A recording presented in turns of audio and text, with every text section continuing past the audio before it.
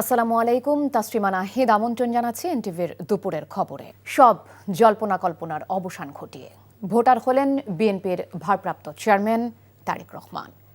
১৭ বছর নির্বাসিত জীবন থেকে দেশে ফিরে আজ দুপুরে নির্বাচন কমিশন সচিবালয়ে গিয়ে তিনি জাতীয় পরিচয়পত্র ও ভোটার হিসেবে নিবন্ধন করেন। ভোটার তালিকা আইন অনুযায়ী তারেক রহমানের ভোটার হতে কোনো আইনগত বাধা ছিল না। ত্রয়োদশ জাতীয় সংসদ নির্বাচনে বগুড়ার ৬ আসন থেকে বিএনপির প্রার্থী হিসেবে প্রতিদ্বন্দ্বিতা করার কথা রয়েছে তার। তারেক রহমানের পাশাপাশি তার মেয়ে ব্যারিস্টার জাইমা রহমানও আজ ভোটার নিবন্ধন সম্পূর্ণ করেছেন। এর আগে গত ২৩ জুন তারেক রহমানের স্ত্রী ডাক্তার জোবায়দা রহমান জাতীয় ভোটার তালিকায় অন্তর্ভুক্ত হন।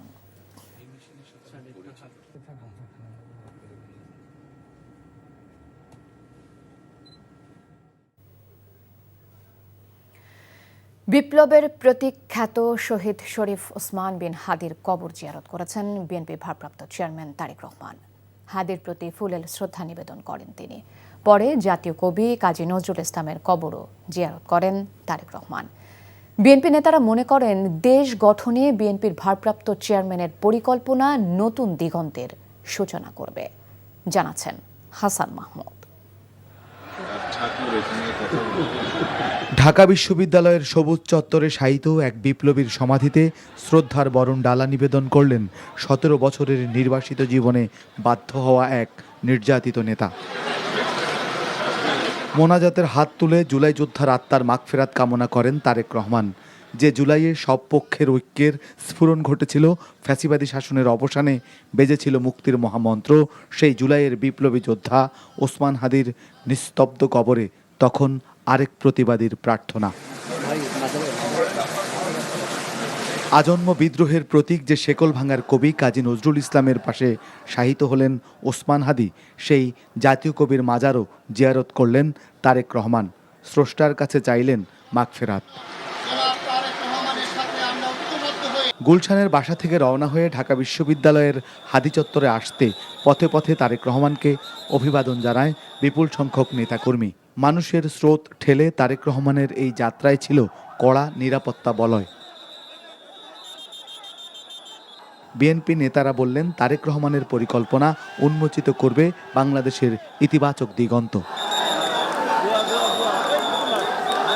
জটিল রাজনৈতিক পরিস্থিতির মধ্যে জনাব তারেক রহমান সাহেবের আগমন বাংলাদেশে এটাকে অনেক সমীকরণগুলোকে সহজ করে দিয়েছে এবং আজকে বাংলাদেশি জাতীয়তাবাদের যে রাজনীতি, সেই রাজনীতি দর্শনকে সামনে চলে এসেছে এবং আমরা বিশ্বাস করি যে এই দর্শনই, এই রাজনীতি বাংলাদেশের জনগণের মুক্তির জন্য সবচেয়ে উপযুক্ত দর্শন।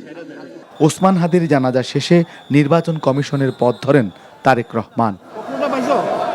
গুম, খুন, হামলা, মামলা আর ফ্যাসিবাদের বিরুদ্ধে গণতন্ত্রের পক্ষে গেল ১৭ বছর লন্ডন থেকে দলকে সুসংগত করেছিলেন তারেক রহমান।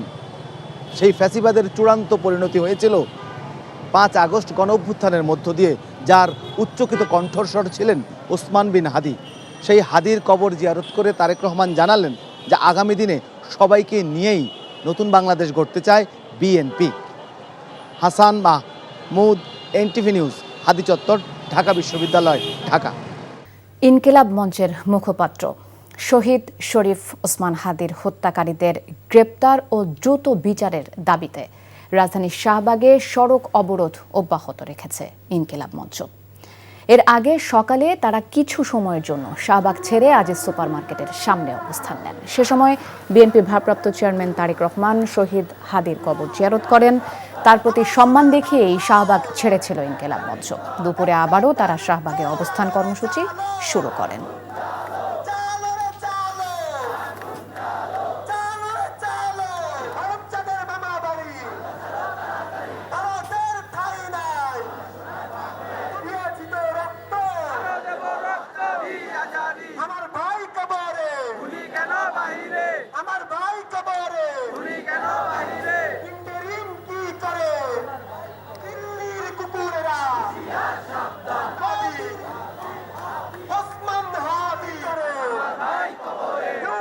চলতি বছর সোনার দাম ৭১% বাড়লেও বিটকয়েনের দাম ৬% কমেছে, অর্থাৎ ক্রেতারা ডিজিটাল সোনা ছেড়ে প্রকৃত সোনার দিকে মনোযোগী হয়েছেন।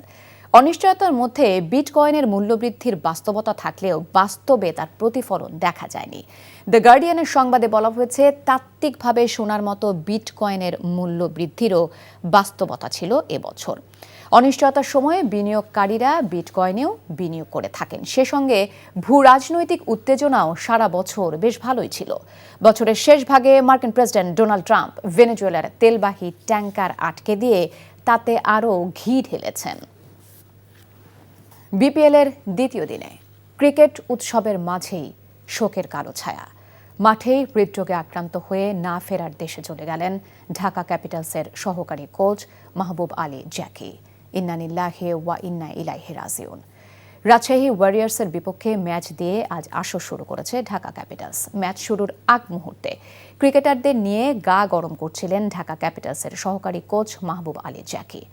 অনুশীলন সেশন পরিচালনার সময় আচমকা অসুস্থ হয়ে মাটিতে লুটিয়ে পড়েন তিনি। তাৎক্ষণিকভাবে তাকে সিপিআর দেওয়া হয় এবং অ্যাম্বুলেন্সে করে হাসপাতালে নিয়ে যাওয়া হয়েছিল, যদিও শেষ পর্যন্ত বাঁচানো যায়নি তাকে। এদিকে ঢাকার বিপক্ষে টসে হেরে ব্যাট করছে রাজশাহী। এই ছিল দুপুরের খবরে। এই খবরের ভিডিও সহ আপডেট জানতে ভিজিট করুন এনটিভি অনলাইন www.ntvbt.com। এছাড়াও এনটিভির জনপ্রিয় সব অনুষ্ঠান ও খবরের আপডেট জানতে ভিজিট করুন আমাদের ইউটিউব ও ভেরিফাইড ফেসবুক পেজে। 5টায় দেশের খবর দেখার আমন্ত্রণ রইল। ধন্যবাদ সবাইকে।